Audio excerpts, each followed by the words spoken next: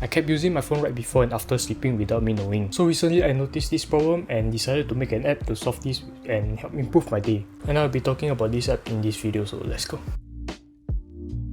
So this app basically combines wind down routine and morning routine into one single app. When it's close to your bedtime, the app will send you a notification to remind you that it's time to wind down. When you open it, you will tap sleeping now, which brings you to the night routine page, where you can plan your next day using either a schedule or a simple to-do list. This is what most high-level people are doing, planning tomorrow at the night before. I added a sleeping now button is because I wanted to make sleep more intentional, and it's more like signaling to your brain it's time to wind down or it's time to sleep. After you are done, you will be led to a sleeping page and that's it. Close your phone and go to sleep. And when you wake up in the morning, you can either choose gratitude journal or meditate. If you pick journaling, you will write 5 things you are grateful for. If you choose meditation, the app will open into a clean timer page. I kept it this way because I did not really want any distractions. You can set the duration, meditate, and when you are done, the homepage will show you the plan from yesterday. Pretty simple.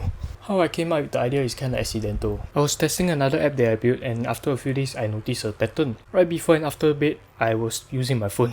I didn't even notice that before. So I thought to myself, maybe I can build an app to solve this. At first, I thought of locking the app 30 minutes before bedtime to 30 minutes after bedtime, which then forces you to not use your phone. But the idea felt kind of boring and is actually quite hard to implement. So I decided to add a routine, something useful to do at that block of time. After watching some videos on entrepreneurs' night routine and morning routine, I noticed that most of them actually plan the next day the night before and also meditate in the morning. It helps them stay calm and focused throughout the day, so I decided to put it inside the app. And then I thought to myself, if they are already using the app right before sleeping and right after sleeping, why not just track the amount of sleep that they have slept? So now, after you have planned the day the night before, it saves the timestamp into the database, and when you wake up, it saves another timestamp. It then calculates the hours in between and shows your sleep stats in the graph on your profile. It also tracks other stuff like the total amount of sleep that you slept in the week, how many days in a row that you use the app, your gratitude logs, and meditation durations. In terms of tech stack, I use React Native and Supabase because I'm familiar with them.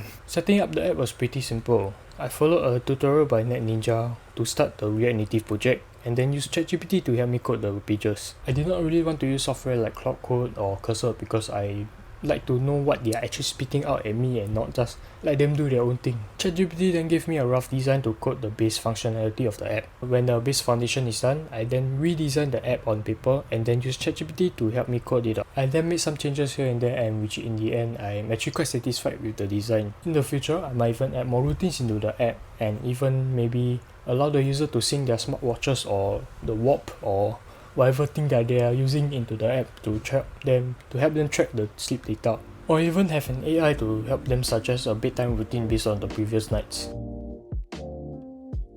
So yeah, this is how I created a productivity app. Anyways, that's my opinion. Bye.